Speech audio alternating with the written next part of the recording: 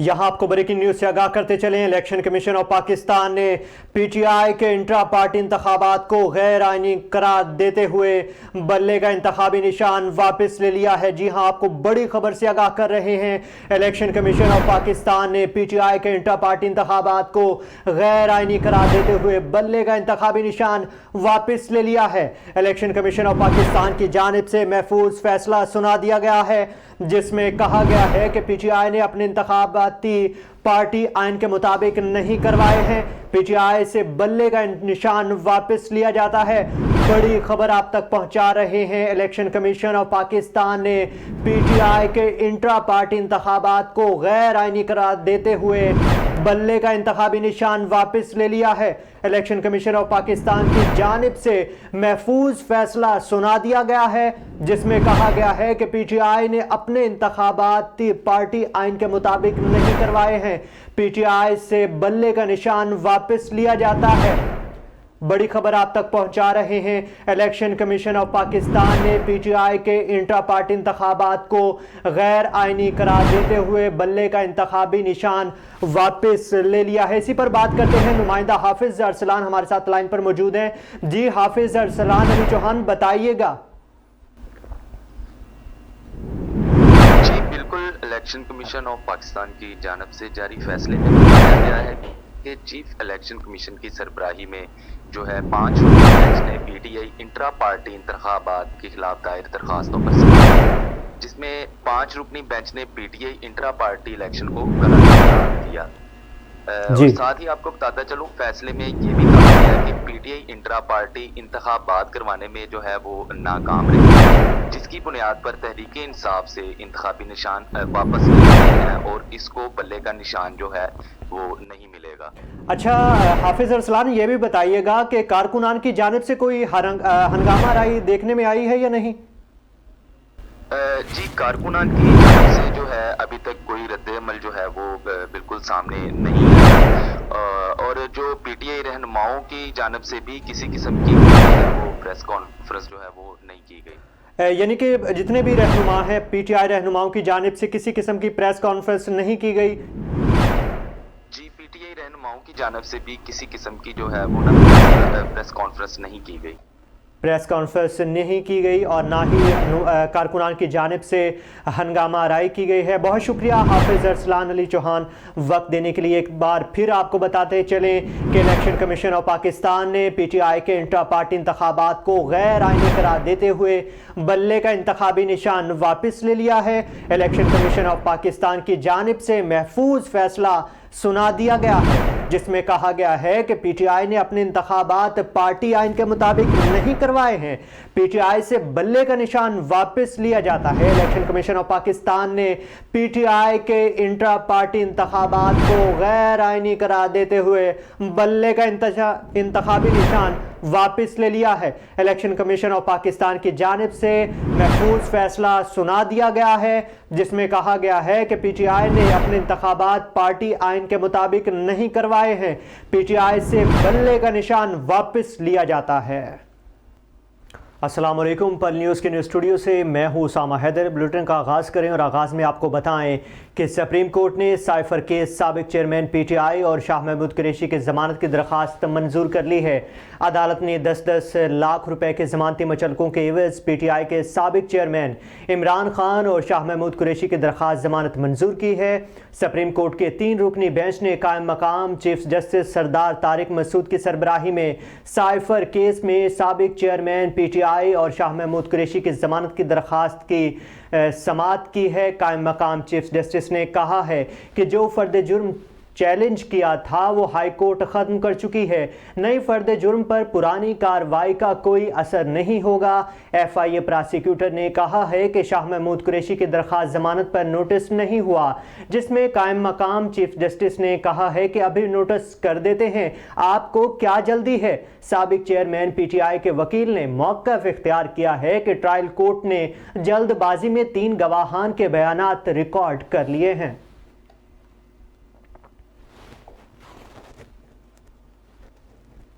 آپ کو بتائیں کہ بانی چیئرمین پی ٹی آئی کے توشہ خانہ کیس کا فیصلہ معطل کرنے کی درخواست مسترد ہو گئی ہے، جس کے باعث عمران خان کی نااہلی برقرار ہے۔ اسلام آباد ہائی کورٹ نے بانی چیئرمین پی ٹی آئی کی توشہ خانہ کیس کا سیشن کورٹ کا فیصلہ معطل کرنے کی درخواست مسترد کر دی ہے۔ چیف جسٹس اسلام آباد ہائی کورٹ جسٹس عامر فاروق اور جسٹس طارق محمود جہانگیری نے فیصلہ سنایا ہے، جس کے بعد بانی چیئرمین پی ٹی آئی کے انتخابات میں حصہ لینے کے امکانات ختم ہو گئے ہیں۔ عدالت نے اپنے فیصلے میں کہا ہے کہ قانون میں سزا معطلی کے آرڈر میں نظر ثانی یا ترمیم کی گنجائش نہیں ہوتی۔ سپریم کورٹ کہہ چکی ہے کہ سزا معطل ہو سکتی ہے، فیصلہ نہیں۔ سپریم کورٹ واضح کر چکی ہے کہ سزا معطلی سے فیصلہ معطل نہیں ہوتا۔ بانی چیئرمین پی ٹی آئی نے سزا معطلی کی درخواست میں فیصلہ معطل کرنے کی استدعا کی تھی۔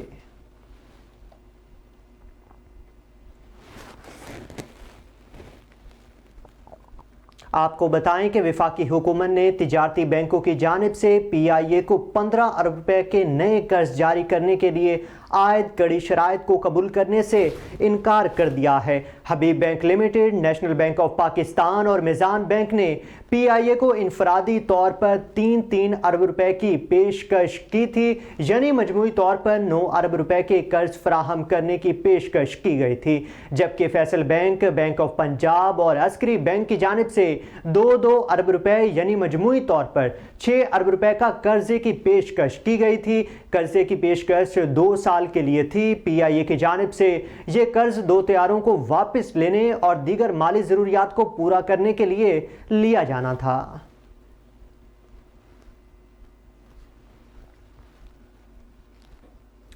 Voice chairman P T I Shah Mahmood Qureshi اور بیرسٹر تیمور ملک نے کاغذات نامزدگی جمع کروانے کے لیے Lahore high court Multan bench سے رجوع کر لیا ہے۔ جی ہاں، Lahore high court Multan bench میں بیرسٹر تیمور ملک نے درخواست دائر کی ہے، جس میں شاہ محمود قریشی، زین قریشی، مہر بانو قریشی، بیرسٹر تیمور ملک اور ان کے وکیل مہر ضمیر حسین سنڈھل کو تحفظ فراہم کرنے کا مطالبہ کیا گیا ہے۔ درخواست گزار کا موقف ہے کہ کاغذات نامزدگی وصول کرنے اور جمع کروانے کے لیے کسی قسم کی رکاوٹیں پیدا نہیں کی جائیں گی، کیونکہ ضلعی انتظامیہ اور پولیس کی جانب سے ہراساں کیا جا رہا ہے۔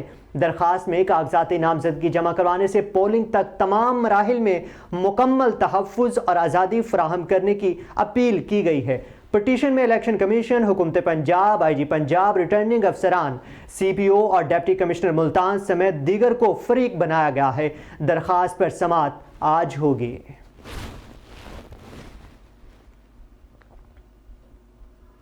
وزارت خارجہ کا کہنا ہے کہ افغانستان میں موجودہ دہشت گردی گروپ پاکستان کو نشانہ بنا رہا ہے اور اس حوالے سے افغان حکومت سے تفصیلات بھی شیئر کی گئی ہیں۔ ترجمان دفتر خارجہ ممتاز زہرا بلوچ نے کہا ہے کہ ڈی آئی خان میں دہشت گردی کا واقعہ سنجیدہ واقعہ تھا اور ہم نے افغان حکومت کو پاکستان کے تحفظات کے حوالے سے آگاہ کیا تھا۔ ترجمان دفتر خارجہ نے کہا ہے کہ ہم نے افغان حکام کو کہا تھا کہ کالعدم ٹی ٹی پی کے دہشت گردوں کو پاکستان کے حوالے کیا جائے اور پاکستان کے خلاف کارروائی کرنے والے دہشت گرد گروپ کو ایکشن میں لیا جائے۔ ممتاز زہرا بلوچ نے کہا ہے کہ ہم نے افغان حکومت سے مطالبہ کیا تھا کہ افغانستان کی سرزمین پڑوسی ممالک کے خلاف استعمال کی جا رہی ہے۔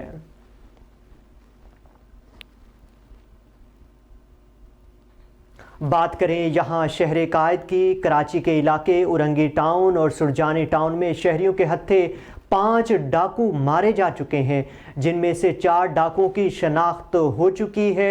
S S P west Mehroz Ali کے مطابق سرجانی ٹاؤن میں ہلاک ڈاکوؤں کی شناخت مدثر اور علی کے نام سے ہوئی ہے۔ ہلاک ڈاکوؤں کا کرمنل ریکارڈ چیک کیا جا رہا ہے۔ انہوں نے بتایا کہ اورنگی ٹاؤن میں 3 میں سے 2 ڈاکوؤں کی شناخت ہو چکی ہے۔ ایک ڈاکو کی شناخت کے لیے نادرا کو ڈیٹا دیا جا رہا ہے۔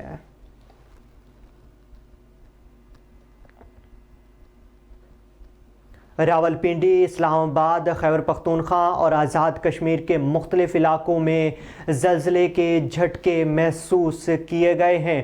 زلزلے کے بعد لوگوں میں خوف و ہراس پھیل گیا اور وہ کلمہ طیبہ کا ورد کرتے ہوئے گھروں سے باہر آ گئے۔ ذرائع کے مطابق کسی بھی قسم کا جانی نقصان سامنے نہیں آیا۔ زلزلہ پیما مرکز کے مطابق اسلام آباد سمیت مختلف علاقوں میں آنے والے زلزلے کی شدت 4.4 ریکارڈ کی گئی ہے۔ زلزلے کا مرکز کشمیر کے جنوب مغرب میں تھا، جبکہ اس کی زیر زمین گہرائی کی اگر بات کی جائے تو وہ 11 کلومیٹر تھی۔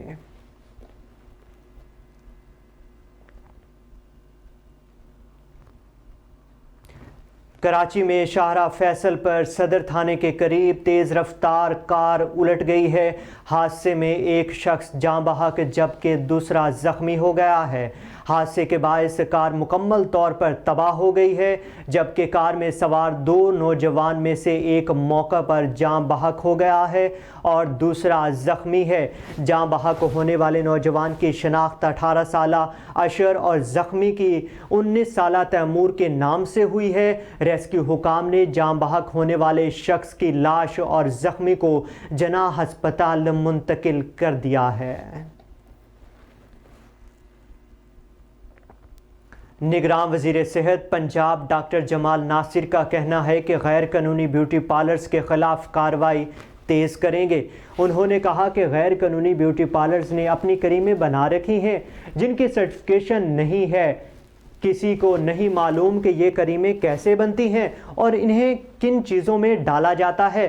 نگراں وزیر صحت پنجاب نے کہا ہے کہ کئی بیوٹی پارلرز رنگ گورا کرنے والے انجیکشن لگانے سے لاکھوں روپے کما رہے ہیں۔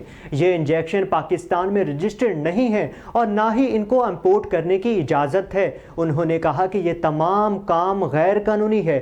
جو لوگ خود کریمیں بنا رہے ہیں ان کے خلاف کریک ڈاؤن کریں گے۔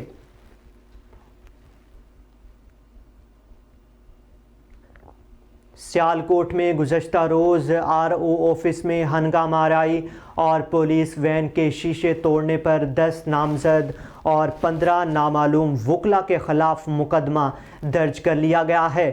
جی ہاں، مقدمہ میں بار کے صدر اور سیکرٹری سمیت 25 افراد کے خلاف درج کیا گیا ہے۔ مقدمے میں PTI کے امیدوار حیدر علی گل بھی نامزد ہیں۔ مقدمہ سیالکوٹ کے تھانہ سول لائن کے SHO کی مدعیت میں درج کیا گیا ہے، جس میں کار سرکار میں مداخلت اور اشتعال انگیزی کی دفعات درج کی گئی ہیں۔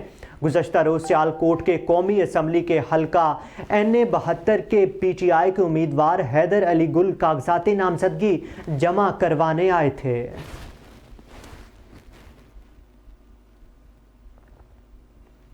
موسم کی اگر بات کریں تو شہر قائد محکمہ موسمیات نے 25 دسمبر سے کراچی میں سردی کی شدت میں کمی کا امکان ظاہر کر دیا ہے۔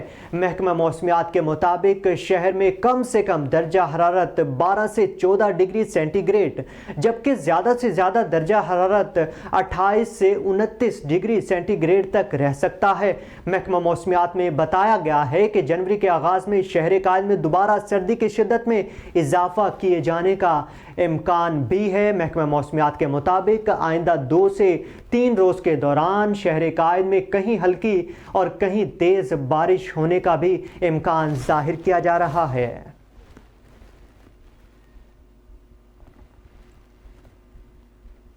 اسٹیٹ بینک آف پاکستان نے ملکی زر مبادلہ کے ذخائر کے نئے اعداد و شمار جاری کر دیے ہیں۔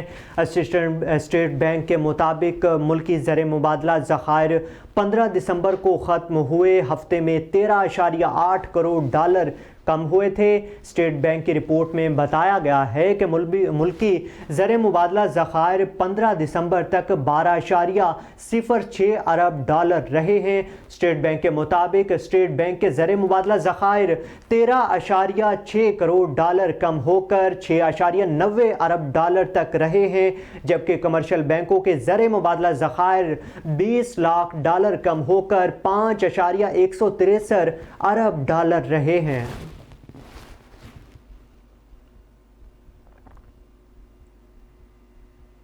سونے کی بات کریں تو ملک بھر میں سونے کی فی تولہ قیمت میں 1800 روپے کا اضافہ دیکھنے میں آیا ہے۔ آل پاکستان جیمز اینڈ جیولرز ایسوسی ایشن کے مطابق سونے کی فی تولہ قیمت 1800 روپے بڑھ کر 2,19,800 روپے ہو چکی ہے۔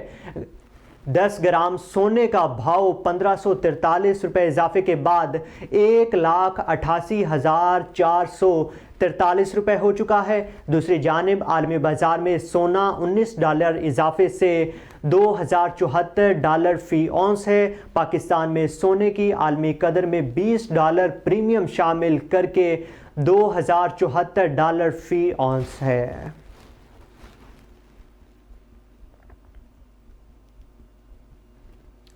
मुल्क में मुसलसल दूसरे हफ्ते महंगाई की शरह में कमी जा रही है।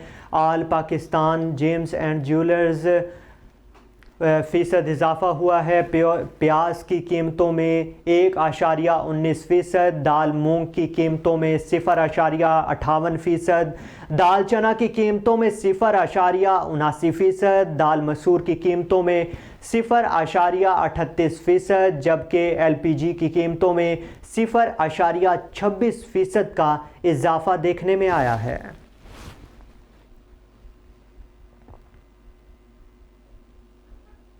सुई नादरन गैस ने सार्फिन पर अरबों रुपए के इजाफी माहाना फिक्स चार्जेस लगा दिए हैं।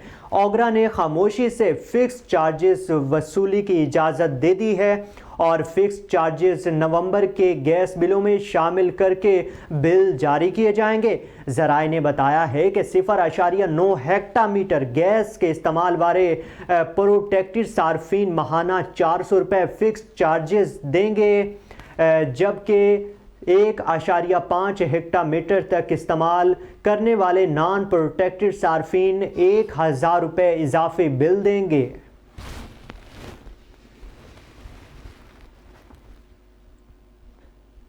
अब खबरें शामिल करते हैं खेल के मैदान से। तो आपको बताएं कि ऑस्ट्रेलिया के खिलाफ दूसरे टेस्ट में पाकिस्तानी टीम में तब्दीलियों का इम्कान जाहिर किया जा रहा है। मंगल से मेलबर्न में शुरू होने वाले दूसरे टेस्ट के लिए पाकिस्तान की प्लेइंग 11 में तब्दीलियों की इतलात सामने आ रही हैं। सरफराज अहमद को ड्रॉप करके मोहम्मद रिजवान को खिलाए जाने का कभी इम्कान देखने में आ रहा है। ज़राए ने बताया है कि टीम में दूसरी तब्दीली अनफिट खुरम शहजाद की शक्ल में होगी। खुरम शहजाद की जगह हसन अली और मीर हमजा में मुकाबला देखने में आ रहा है।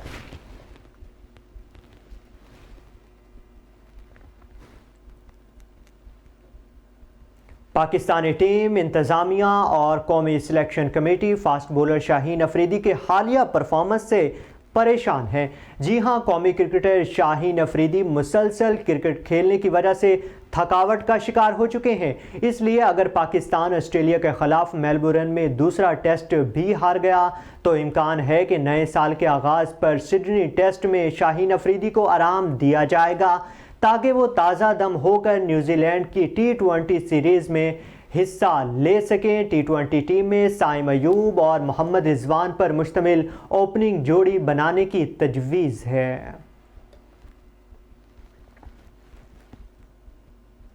न्यूज़ बुलेटिन से फिल वक्त के लिए इतना ही। मज़ीद खबरों से बाखबर रहने के लिए देखते रहिए पल न्यूज़।